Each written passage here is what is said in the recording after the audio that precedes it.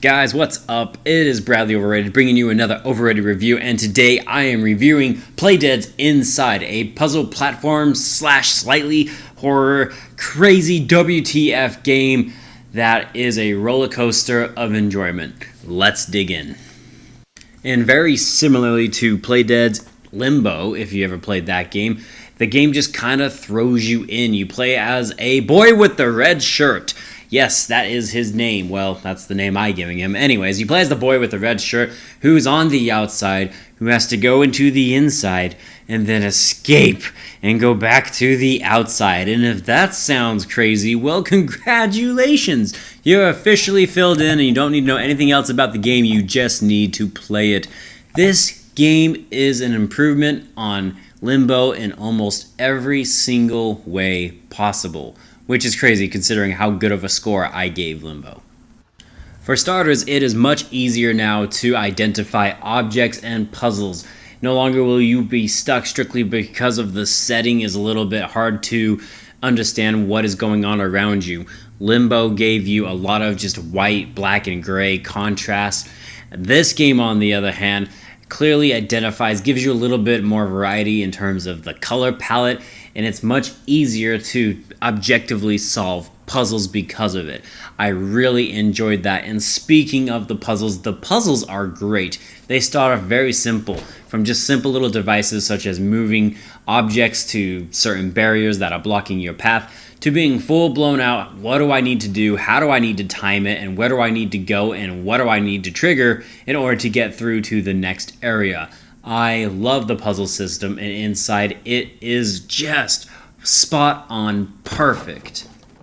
And just like Limbo, there are also collectibles scattered throughout the game that if you find, they'll give you an achievement score, but if you find all of them, it'll give you a little bonus at the end of this game, and trust me, you want that bonus. Speaking of the end of this game has one of the biggest WTF what on earth just happened endings I've ever experienced in any game ever.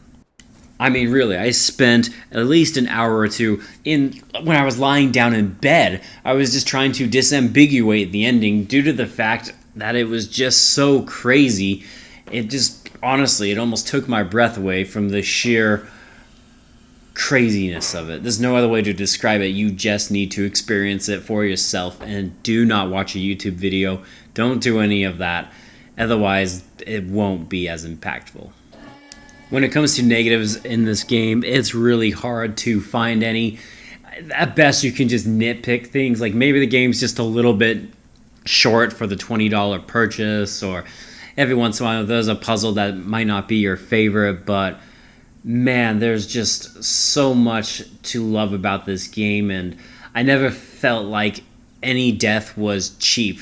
I always felt like the death that I got, I deserved because I wasn't aware enough of the environment or I didn't react, but they all made sense. And that's the biggest difference between Inside and Limbo, is Inside's deaths, they're your own fault, whereas sometimes in Limbo, they're not yours due to, like I said, the shading or the color textures, or sometimes they're just hard to spot the puzzles or to even know what you're supposed to do just because it's hard to recognize anything.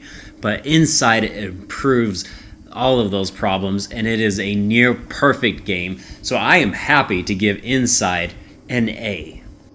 If I was to look at 2016 and say, what was the most impactful and bright star of all the games that year?